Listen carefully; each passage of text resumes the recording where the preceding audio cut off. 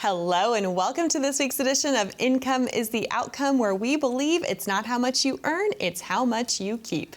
I'm your host, Kristin Oakley, and I'm joined by Tim Whistler. He is the founder and president of the Whistler Agency. We've got a great show for you today. We're going to be talking about a lot of the common mistakes that folks make with their individual retirement accounts and how you can avoid making those very common errors. We want people not to do that, right, Tim? That's exactly right. We've got to talk about this today, but how are you doing this week? I'm well, Kristin, thank you. It's great to be back in the studio with you today and just so excited to jump into this topic. Yeah, absolutely. Well, you've put together a fabulous show for our viewers at home. And the reality is most people's retirement portfolios might consist of several different accounts. Depending on your workplace situation, you might have 401ks, 403b, a TSP, a 457. You might have traditional IRAs, Roth IRAs. There's a lot that goes into making sure that those are working harmoniously for you as part of your overall financial plan. And yet, one small mistake could cost you thousands. I know you've seen this happen to folks. Right.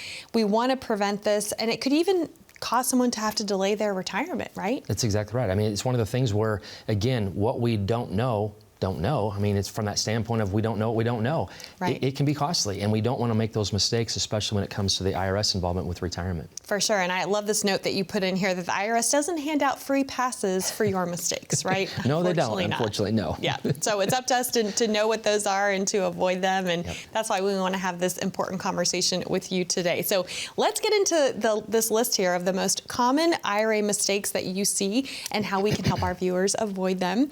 Mistake number one, and this is a big one as of late, not understanding all the new rules under the Secure Act 2.0, which went into effect at the end of 2022. Yep. So what happened was that the epitome of Secure Act, when it was passed in 2020, was that they changed the RMD age, the required minimum distribution age that you have to start taking income from your tax-deferred accounts, your pre-tax 401k, traditional IRA, et cetera. They changed the RMD age from 70.5 at that point to 72. But what they didn't talk about was what happens after mom and dad have passed away and non-spouse beneficiaries now inherit those dollars. So when the Secure Act 2.0 came out, like Kristin said in 2022, then they changed the RMD ages again. So for example, if you are born between 51 and 59, your RMD age is 73. If you're born in 1960 or later, your required minimum distribution date is now 75. Why do we talk about that being an important part? Is for the fact of we want to start planning ahead for those ages, because when you have those tax-deferred dollars, those RMDs can play an integral role in how much income you get to keep for your retirement income plan. Yes, for sure. And there's so much more that could get eaten away in taxes in the absence of planning for that. So without having the knowledge that the rules have changed, that can be a huge mistake for folks. Right. We may not want to just rely purely on our news media that we watch, at dinner time, whatever news broadcast you watch.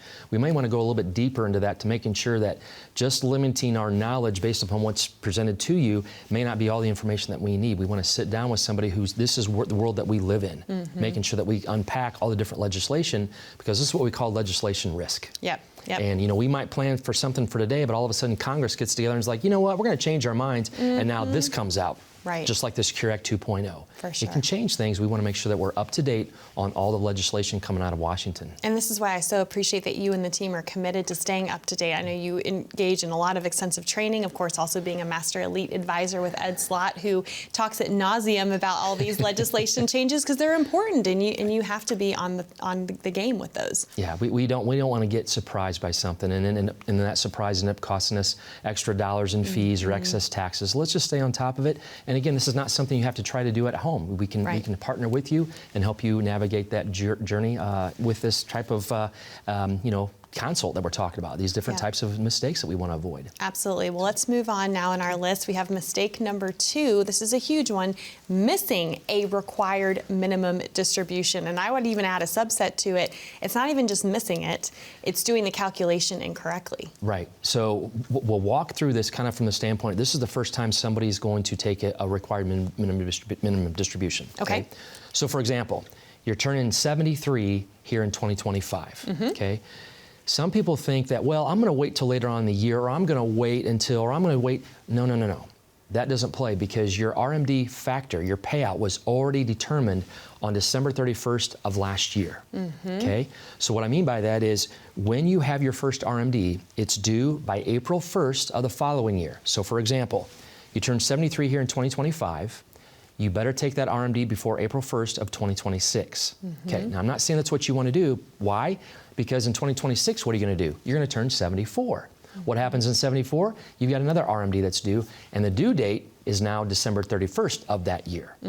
So we do not want to miss an RMD. We want to have an idea, oh, okay, based upon the year that I was born, is it 73 or is it 75? Right. And if we're still years away from that, let's talk through that process. So number one, we don't miss an RMD because it can surprise you, it'll create a tax liability, and if we miss it, it'll create a fee. We don't want to have that mistake made at all. Yes, there's an additional IRS penalty of 25% on top of the tax you already owe, and that can just devastate people if they're not aware. And if it's been multiple years, they're going to charge that for every single year, right? They will get their money. Yeah. And when it comes to RMDs too, I want to make sure that we touch on this point here. We might not have time for the other mistakes, but I think this one's important.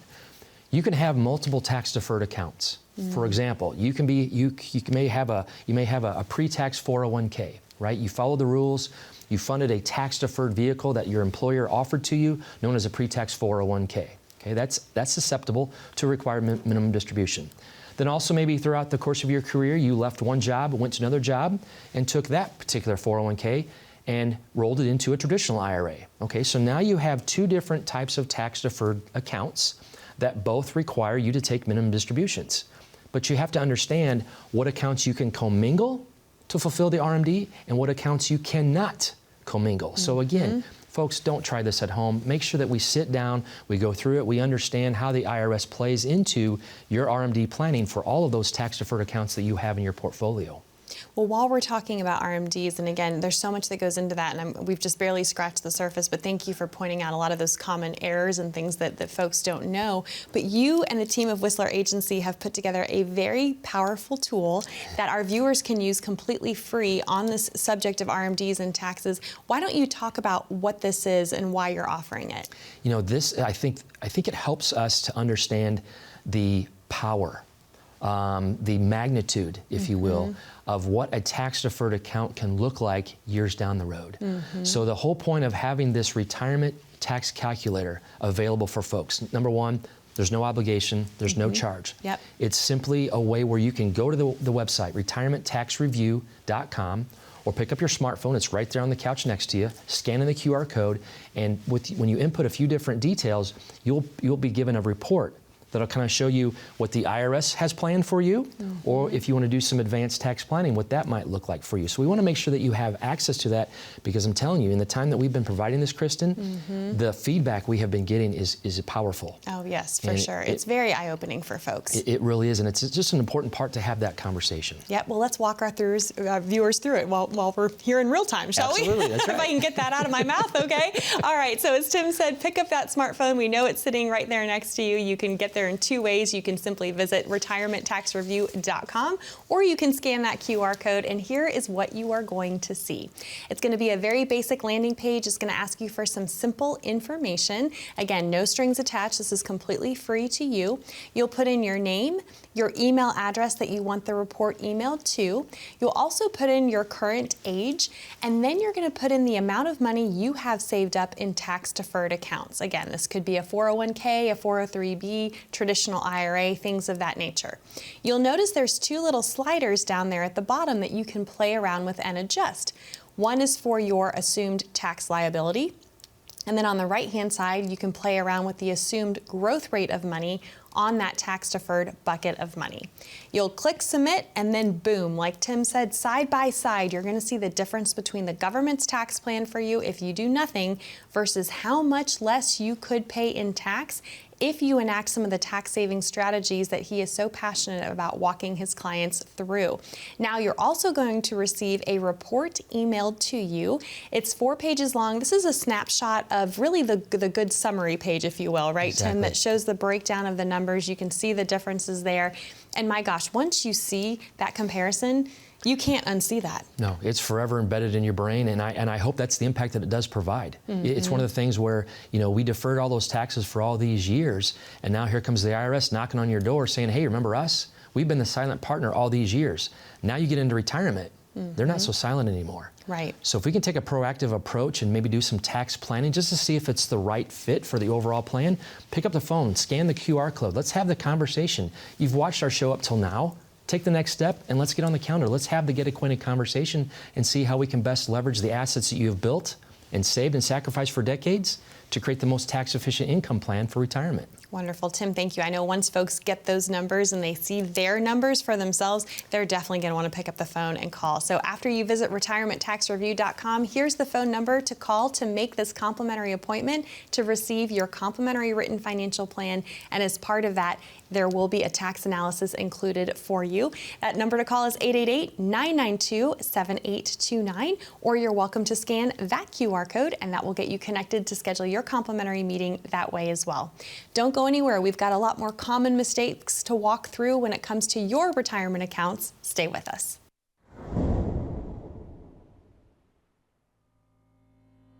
The way I view this, numbers are amoral. It's the people behind the numbers that I like to learn about. What does retirement look like for them? What are they going to do with these numbers? How long do they think these numbers need to last them? What type of legacy plan do they want to leave for their kids and their grandkids? That's kind of that first dynamic of the conversation, is more just along the lines of, getting acquainted and just kind of discovering what it is that we're working with. If they've ever sat through a timeshare presentation, this is completely the opposite. There is no sales pressure whatsoever, no obligation, there's no risk involved. It's just a simple 1-hour conversation. I think a successful retirement is all about having a plan, because if you think about the unfortunate situations where professional athletes go bankrupt just a few years after they end their professional career, these people have earned tens of millions, maybe even hundreds of millions of dollars, and then they're bankrupt. I just firmly believe that happened because there was no plan. Not only just for the immediate, but also kind of for the foreseeable future, and we can always reflect back on that plan and make sure we're on the right track.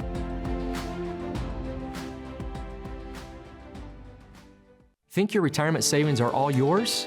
Think again. Your traditional 401k, IRA, or pension comes with a tax bill from the IRS, and it could be bigger than you expect. Want to find out how much? Our quick and easy tax calculator can show you right now. Just scan the QR code or visit retirementtaxreview.com to see your potential tax hit and how to plan around it.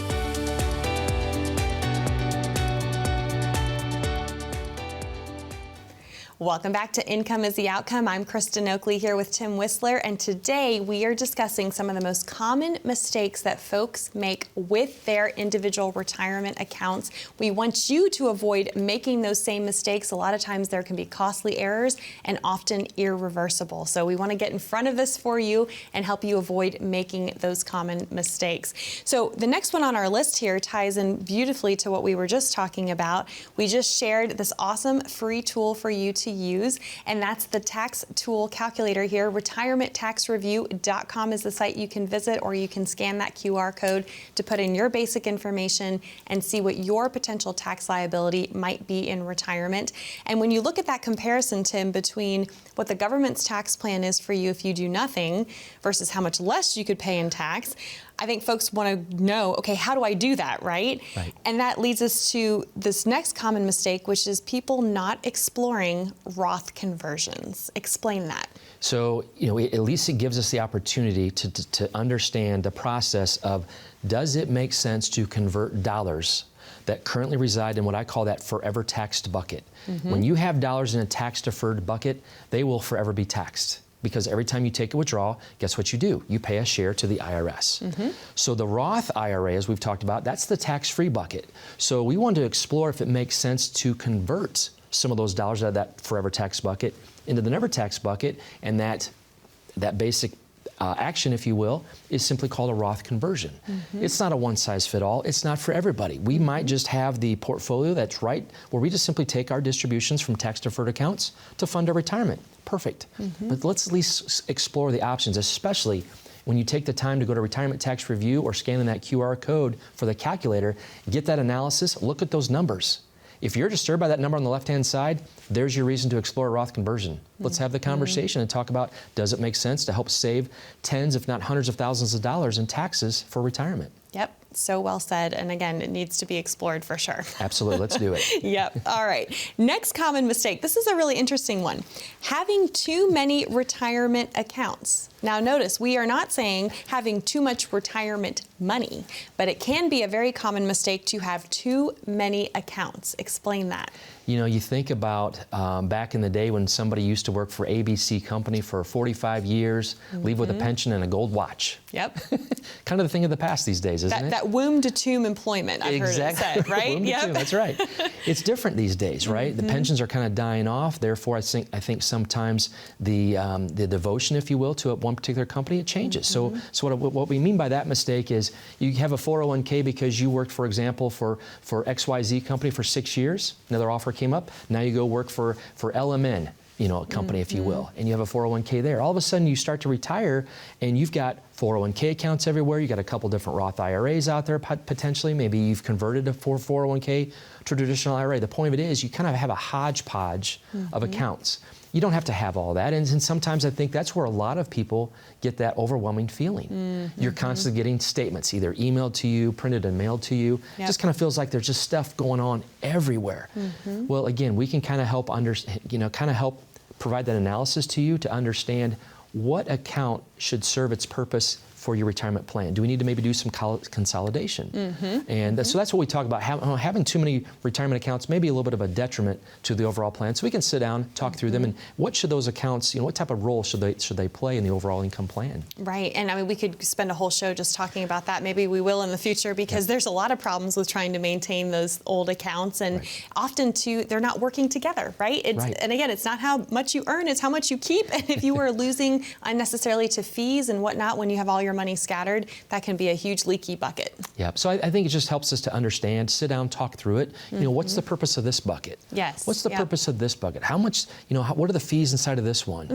So I think, to Kristin's point, we sit down, we look at the overall analysis, we look at all the different buckets, the different accounts, and let's make sure the plan provides detailed analysis so that every account in your plan has purpose. Well, this next mistake is very common, I think, because of what you shared, how a lot of folks do change jobs, and often what happens is they might leave a workplace retirement plan behind at a previous place of employment. So the common mistake is not rolling your 401k, your 403b, your TSP, whatever workplace type retirement plan you have, to a personal IRA. Why is that a mistake? It's one of the things where, when you're working and you're contributing a portion of your paycheck to your 401k, you all know this because you worked at this company for a number of years. Your investment options, number one, are limited. You do not have access to everything. It's kind of almost like a very condensed version. A limited menu, if you will. A limited menu, it's exactly right, in the restaurant business. So you only get to pick from those. There can be fees involved with them. Okay. There also, too, there's some limited flexibility as far as you really can't do a lot of conversions, if any conversions, from those tax-deferred buckets while they reside in that 401k or any other type of work employer-sponsored plan. So I think sometimes it's good for us to explore, does it make sense to maybe roll over those dollars into a different account, like a traditional IRA, for example, if we're talking pre-tax dollars. So what can that benefit provide? Well, now you've got the world at your fingertips. Like Kristin said, you no longer have a limited menu. You're getting a full buffet. Yeah, the world becomes your oyster, right? That's right, there it is. So, that way then we can kind of look and say, okay, should we roll these dollars over into a different IRA account? Therefore, we can pick what vehicle it sits in. And also, too, when we do a rollover, this is something we want to key in on. There's two different ways to do a rollover. One is the right way, one can be the expensive way. So that's why we talk about doing a direct rollover. Therefore, those dollars don't pass through your checking account. Therefore, it does not create a taxable event. It's an entity-to-entity transfer or rollover, and therefore those dollars remain to be the integrity of being a tax-deferred bucket. So just considering the rollover of those employer-sponsored plans, I think, is a good option for folks because it opens up the world to different IRA options. Yes, and you touch on this, but this is the next mistake, right? Is not doing the rollover correctly so that it results in immediate taxation. And I've heard often folks are hesitant to do a rollover, Tim, because they're afraid it's going to create a taxable event. Well, if you do it wrong, it could. Right. That's the issue, right? And that's what I kind of mentioned before about doing it a direct way or the expensive way. And here's what I mean by that. The government allows you to do two different rollovers. One's called an indirect rollover. One is called a direct rollover, okay? Where a lot of people fall into that trap is the indirect approach, because there's a couple of different deadlines involved with that. Number one, when you do an indirect rollover, the check is made payable to you. Okay, so now all of a sudden that triggers a clock. You're on the meter. You have a 60-day deadline to get those funds rolled into the new account, because what happens the very next day? That entire check gets considered as taxable. Taxable income. Yeah. Right. So if you have a $250,000 401k from ABC Company, you took the indirect rollover approach, forgot about the 60-day rollover and did it on day 61, you just got taxed on $250,000 of earned income in 1 year. Also, too, with the rule of an indirect rollover, you're only allowed one indirect rollover per 365 days, not per calendar year, but for every 365 days. Just to make it even more confusing, right? Why not? Let's throw in some more, right? Yep. That's why we talk about the option of executing the direct rollover. There's no limit on it. It's not going to create a taxable event for you. The dollars are easy for us to track from one entity right into that account. I think it's just the smarter approach to it, just because of the fact of why do we want to expose ourselves to some potential pitfalls or some traps or some fees or some excess taxes. Yeah, for sure. Gosh, we've covered a lot of mistakes. I know we even have more on our list to get to, but you are so proactive in helping people get in front of these things. And I know that some folks watching today, this might be new information to you. You've never retired before. You've never gone through this process maybe of figuring out, okay, I've got all these different accounts. How do they need to be working together? How do I go about consolidating them and doing so in the right way? But this is what you do for folks day in and day out. So if someone's watching and feeling a little bit of that overwhelm or confusion, what would you say to them? You know, I would say let's go ahead and do what we can do to kind of eliminate or maybe tamper down that overwhelming feeling. So whenever you call in and speak to a member of our team and we schedule that conversation around your availability, we'll reach out to you and make sure that we provide to you a document checklist. So it's an easy way for you to kind of follow that checklist, go right down the line, go grab those most recent statements from all the different accounts that you have. You know, whether they are 401ks, Roth IRAs, accounts, life insurance policies, annuities, CDs, bank accounts, all of it. It all has a role to play in your retirement income plan. So we'll provide that document to you. You bring all that in, and then we set the foundation for having that income analysis by providing you that complimentary written financial plan. Tim, thank you so much. That number to call is there on the bottom of your screen, 888-992-7829. Or again, you're welcome to scan that QR code, and that will get you connected to book your complimentary meeting that way as well. Don't go anywhere. We've got some more common mistakes for you right after this.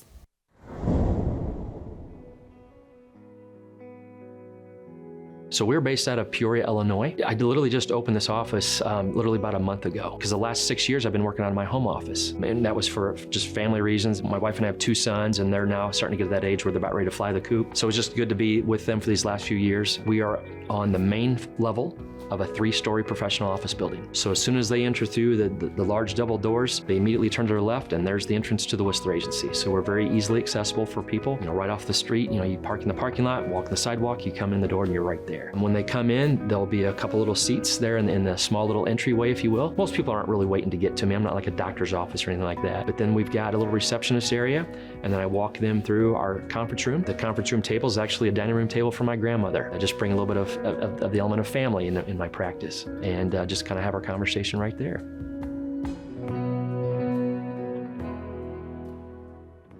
Did you ever think your own retirement would be shared with our government? It's true. Your traditional 401k, IRA, pension, or similar retirement accounts are in partnership with the IRS. Simply put, they want their tax dollars, and you have them. With our latest tax calculator, you can plug in your own number while sitting at home. To find out what your future tax liability might be, scan the QR code or go to retirementtaxreview.com.